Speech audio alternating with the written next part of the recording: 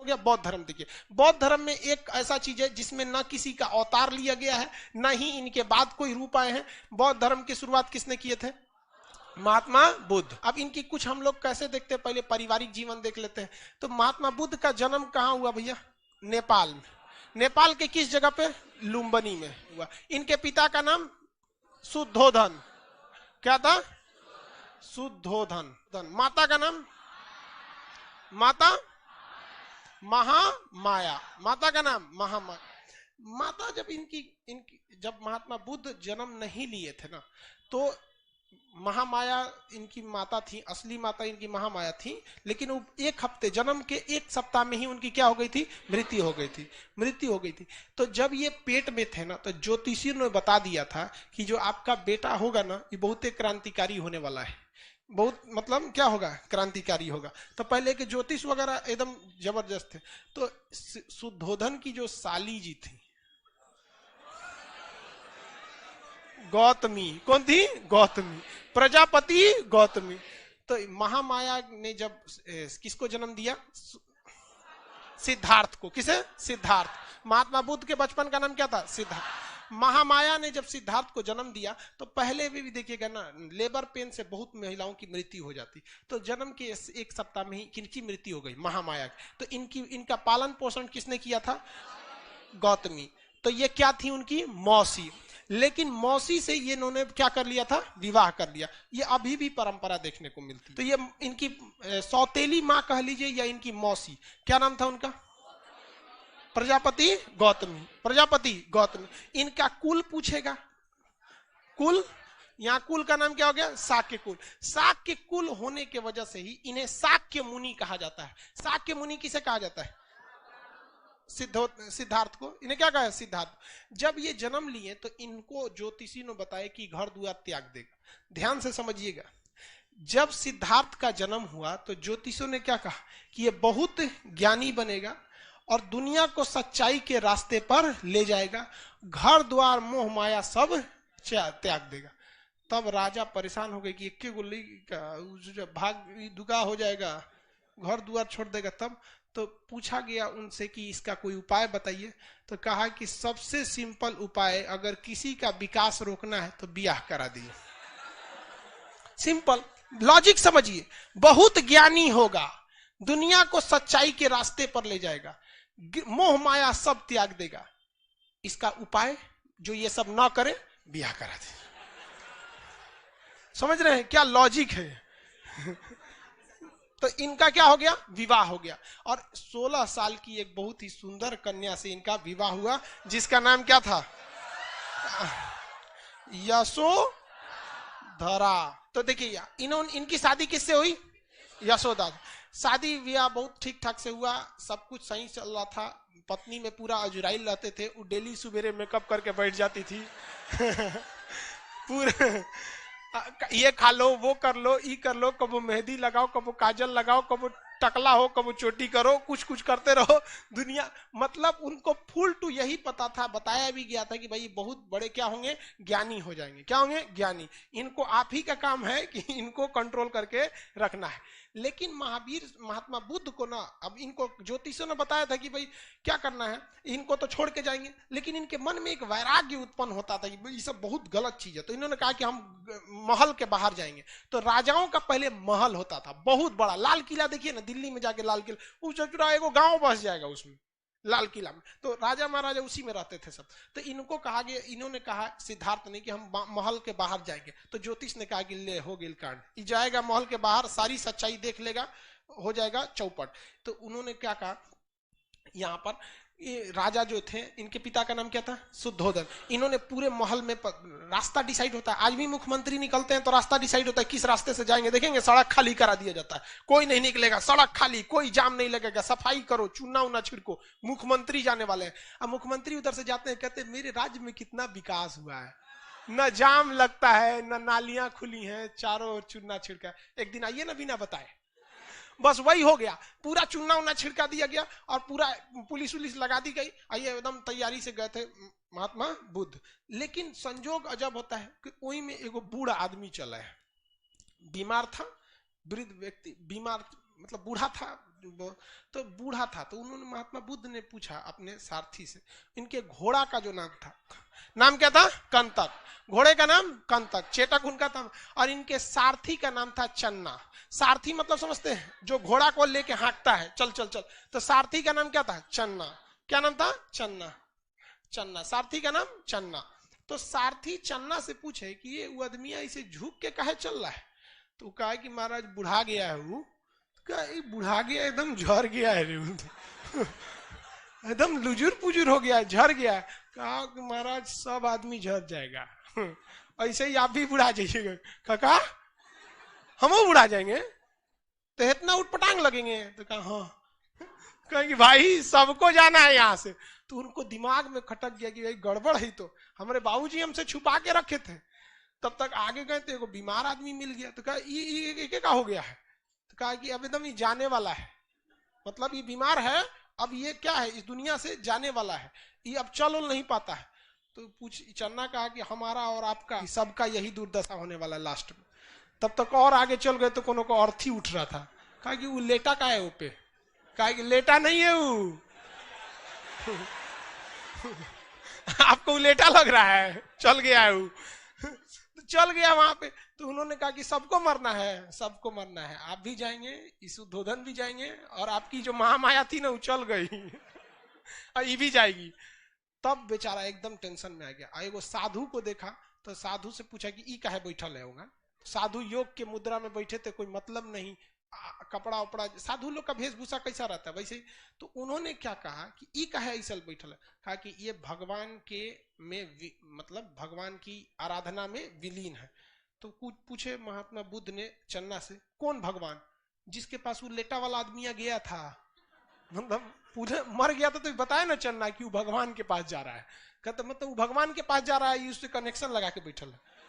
तो उन्होंने कभी इस चीज को देखा नहीं था, तो इन चार चीजों को देखा तो उनके मन में वैराग्य आ गया, और घर आए तो टेंशन में आए, और यशोधरा से कहे कि देखना इस सब में कुछ ना रखल है दुनिया में। तो दिमागे ठनक गया, जोन बवाल के लिए हमको लाया गया था, बवाल आ गया इनके। तब तक पता चला कि यशोधरा गर्भवती।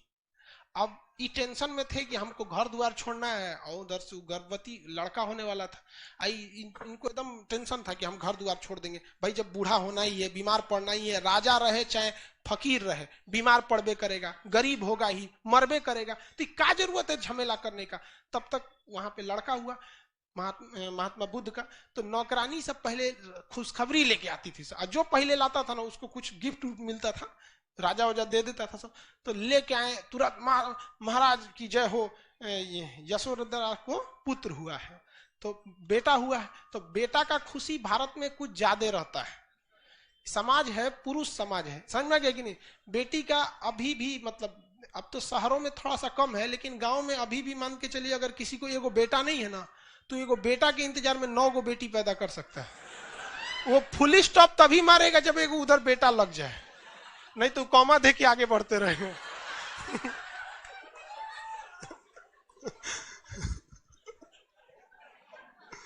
तो इनका तो पहले में बेटा हो गया तो डबल खुशी थी। तो अब इनको बुद्ध भगवान को ले जाकर बताया गया, महाराज आपको तो पुत्र हुआ है, नाम रखिए। तो कह दूर ससुर, तू नहीं, एगो तो हम घर छोड़े वाले थे, ये कहां से चला आया बैला कहीं का। तो उन्होंने कहा, मने मन कहा कि मेरी जिंदगी का सबसे बड़ा कांटा ये हो गया, क्योंकि अगर हम घर छोड़ देते तो लोग यही कहता कि इन्होंने अपनी पत्नी घर द्वार सब छोड़ के चले आए, कोई ज्यादा बुरा नहीं मानेगा। लेकिन ऐसे ससुरा 2 दिन के लड़का छोड़ के चल जाएंगे, पूरा समाज हमारा बोलेगा।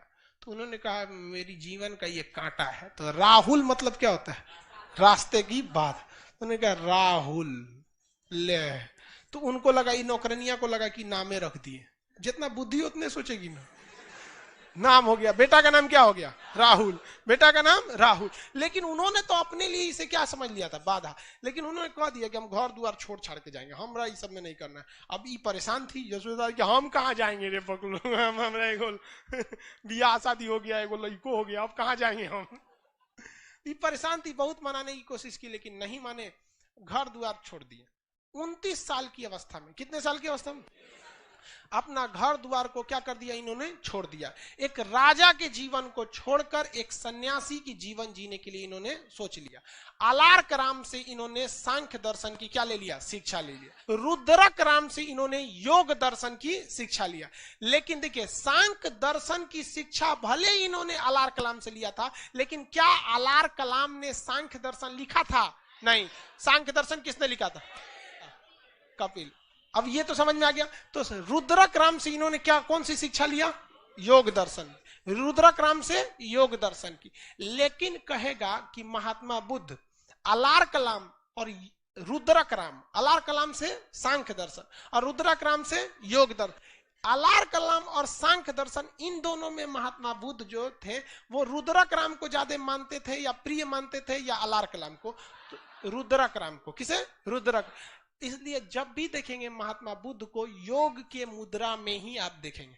जब भी महात्मा बुद्ध की मूर्ति, यहाँ का मूर्ति, अच्छा शिवानी लेती गई, एक तो महात्मा बुद्ध की मूर्ति ले देना जी, अशोक, यहाँ पर। वाह, तो देखेंगे ना, जब भी महात्मा बुद्ध को किस रूप में देखेंगे? योग की मुद्रा में देखेंगे। अब ये अपने मित्रों के साथ, महात्मा बुद्ध अपने मित्रों के साथ चले गए उत्तर प्रदेश में। कहां पर? उत्तर प्रदेश में। उत्तर प्रदेश यूपी में एक जगह है सारनाथ। क्या नाम है? सारनाथ। सारनाथ में एक जंगल है जिसका नाम मृगदाब वन। कौन सा वन? मृगदाब। इस मृगदाब वन में वो अपने 5-6 मित्रों के साथ बैठ के और क्या करने लगे? तपस्या करने लगे। योग दर्शन तो रुद्रक राम से सीख ही लिए थे। योग की मुद्रा में बैठ के कठोर तपस्या करने लगे कि हमें सच्चाई क्या है, गलत क्या है, ये सब का क्या मिल सके, ज्ञान मिल सके।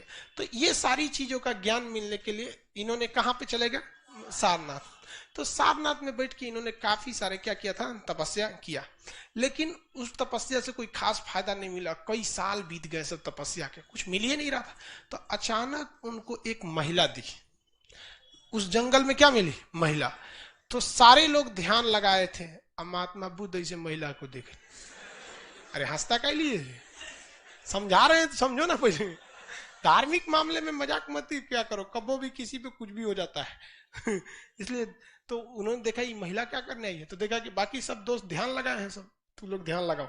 महिला से पूछे क्या बात है, तो उन्होंने बताया था कि वीणा, जो वीणा बजाया जाता है, इसको इतना ना हुमच के खींच दीजिए कि टूटिए जाए वीणा, तो ये भी गलत है। और आराम से वीणा को रगड़ेंगे तो संगीत ही नहीं निकलेगी। मतलब वीणा को रगड़ने के लिए क्या होनी चाहिए? एक लय होना चाहिए। इतनी कठोर तपस्या करेंगे तो भगवानों डरा जाएगा कि कब्जा करने आ रहा है कि तपस्या करने आ रहा है। तो उनको दिमाग आया कि भाई हमको इस तरह से तपस्या नहीं करना है। तो यूपी में पूरा का पूरा फाउंडेशन कोर्स किए 6 साल तक। मतलब बात समझिए, सारनाथ में ज्ञान मिल ही नहीं रहा था। तो वो कहाँ आए? बोध गया। कहाँ है? बोध गया। बात समझिए, हम आपको पढ़ाने के लिए कर रहे हैं। यहां आए बोध गया में। अब बोध गया किस नदी के किनारे है? फाल्गु नदी। इसका एक और नाम बता सकते हैं? निरंजना नदी। फाल्गु या निरंजना नदी के तट पर बैठकर, फाल्गु या निरंजना नदी के तट पर बैठकर वहां एक विशाल पीपल वृक्ष के नीचे बैठे। पीपल वृक्ष वगैरह जो था वो थोड़ा सा सांस, हवा वगैरह भी क्या देता है? शुद्ध देता है। दूसरा छाया वगैरह मिल जाती है।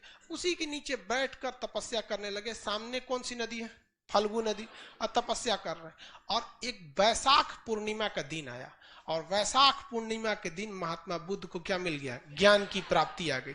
ऐसा कहा जाता है कि जब उन्हें ज्ञान की प्राप्ति हुई तो उनके शरीर से मतलब प्रकाश निकलने लगा, शरीर सुगंधित हो उठा। इससे उनको ज्ञान की प्राप्ति हो गई। अब वो सच क्या है, गलत क्या है, इस सब में एकदम पूरी तरह से पारंगत हो गए। महात्मा बुद्ध के साथ जो कुछ घटना हुआ है वो सब का सब वैशाख पूर्णिमा के दिन हुआ है। चाहे वो जन्म हो, चाहे वो मृत्यु हो, चाहे वो ज्ञान की प्राप्ति हो। वैशाख पूर्णिमा के दिन क्या हो? एक विडंबना देखिए, मान के चलिए कि जन्म हो गया तो जन्म हो गया, ज्ञान भी उसी वैशाख पूर्णिमा के दिन मिला। जैसे मान के चलिए कि ऐसा आदमी हो जिसका जन्म 1 जनवरी को, सदियों 1 जनवरी को, मरियो जाए 1 जनवरी को, तो एक तो अजीब टाइप का लगेगा ना भाई, तो बड़ी कॉमन हो गया। वैसे इनके साथ हुआ था। तो इनको ज्ञान की प्राप्ति हो गई। अब ज्ञान प्राप्ति के बाद ये सबसे पहला उपदेश जानते हैं किसको दिए हैं? वापस गई सब, कारे बबुआ बैठले ले तू लोग, ज्ञान वगैरह नहीं मिला। देखो हमरा बिहार से गए थे, बिहार में ज्ञान प्राप्ति हो गया। और इन्होंने आके सारनाथ में उन्होंने क्या किया? अपना पहला उपदेश दिया। तो महात्मा बुद्ध का पहला उपदेश महात्मा बुद्ध का पहला उपदेश सारनाथ में। किस भाषा में ये उपदेश दिया? इनकी भाषा तो कौन सी? पाली। इनकी भाषा पाली। अभी भले पाली भाषा प्रचलन में नहीं है, लेकिन उस समय की सबसे बेहतरीन भाषा कौन सी थी? पाली भाषा। तो अलग अलग वक्त में भाषा थोड़ी थोड़ी क्या होती रहती है? चेंज हो जाती है। अभी इंग्लिश बोलने वाले को लोग आदमी थोड़ा इलीट क्लास का समझता है।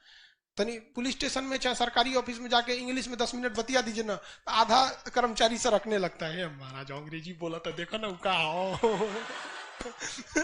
तो हमेशा थोड़ा थोड़ा समय में ना भाषा थोड़ी सी चेंज होने लगती है। तो इन्होंने कौन से भाषा में उपदेश दिया? पाली भाषा। और पाली भाषा में जब इन्होंने उपदेश दिया तो लोगों को वो उपदेश काफी पसंद आने लगे।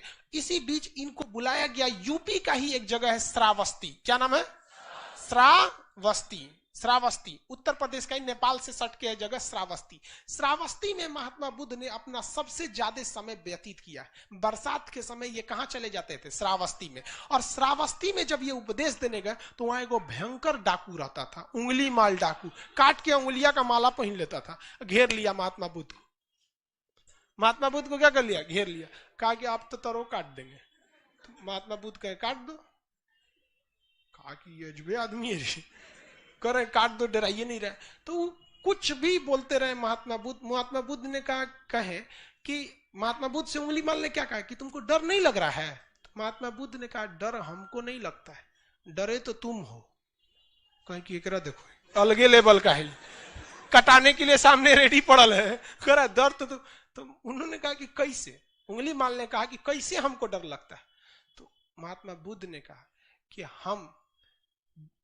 हम जब चाहे 24 घंटा जहां चाहे जा सकते हैं, मुझे कोई डर नहीं, इवन तुम्हारे आगे भी नहीं। लेकिन तुम जब भी निकलोगे रात में निकलोगे, भीड़ भाड़ में नहीं निकलोगे, समाज में नहीं जाओगे, वरना पकड़ के लोग चूर देंगे तुमको।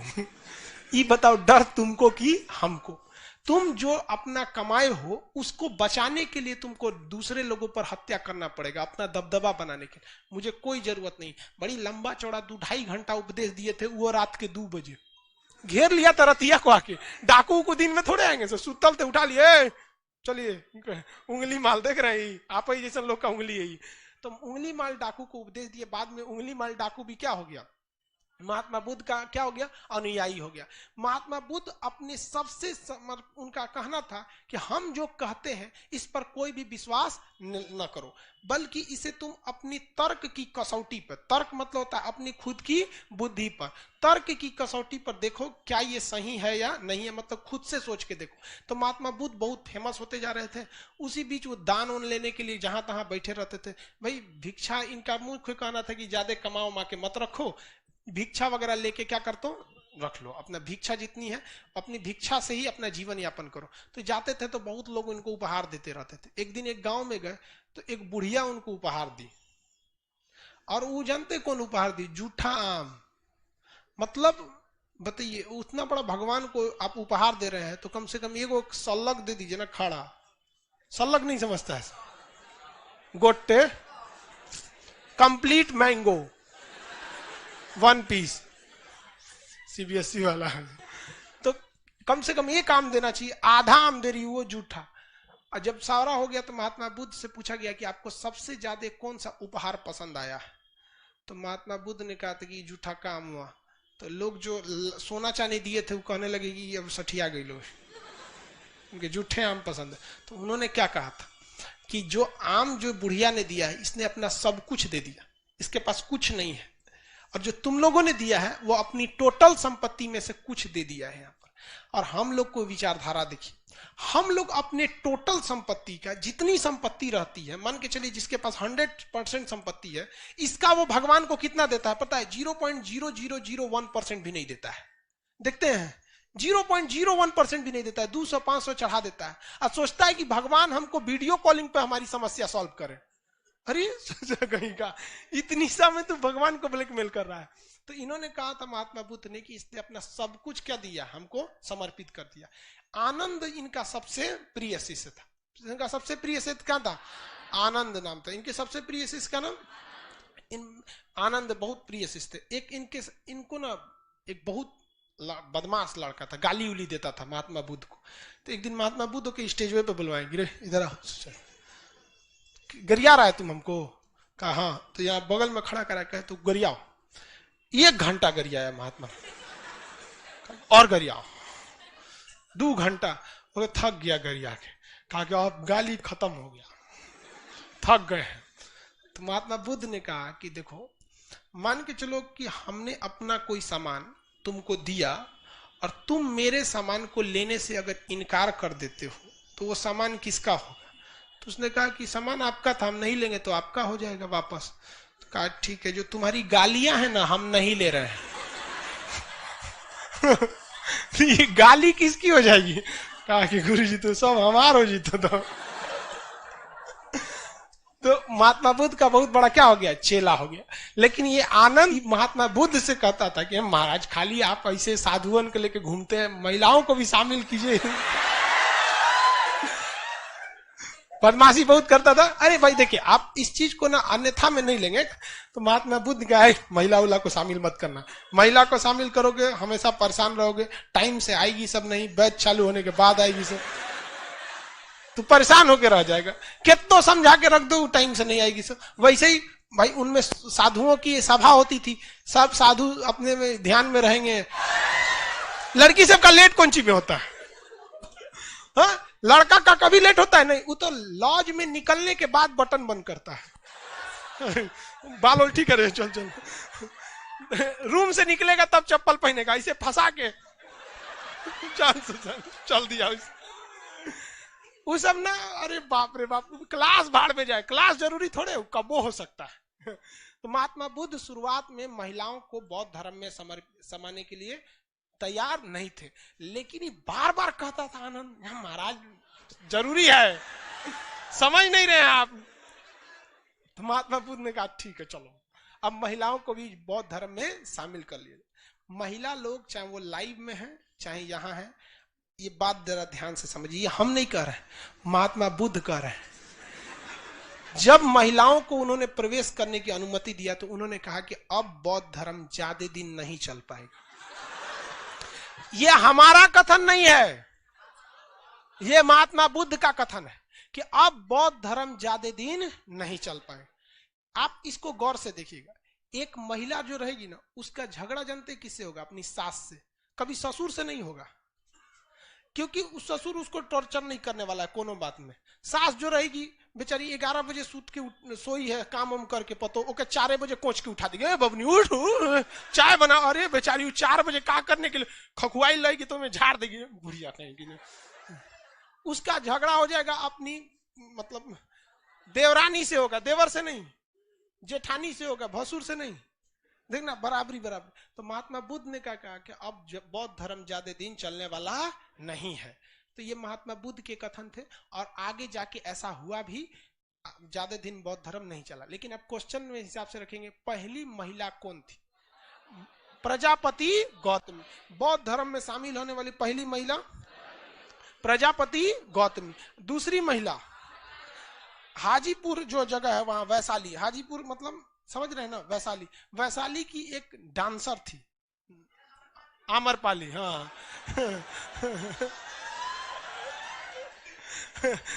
कर हाँ सर, आम्रपाली लग रहा है कि गौए की थी। कहाँ घर है? हाजीपुर। अच्छा, तो वहां की एक तो डांसर थी आम्रपाली, नर्तकी थी। अब वो भी क्या हो गई, बौद्ध धर्म में शामिल हो गई। बौद्ध धर्म ने सबसे लोगों को कहा कि देखिए आपको कठोर नियम पालने की जरूरत नहीं है। बौद्ध धर्म में 3-4 ठो सिद्धांत दिया, अष्टांगिक मार्ग दिया, सत्य का सिद्धांत दिया, और उसके बाद उन्होंने त्रिरत्न दिया, बुद्ध धम्म और संघ। बुद्धम शरणम गच्छामि, धम्मम शरणम, संघम शरणम गच्छामि और धम्मम शरणम गच्छामि। ये उनके त्रिरत्न है। ठीक है, आज के लिए इतना ही।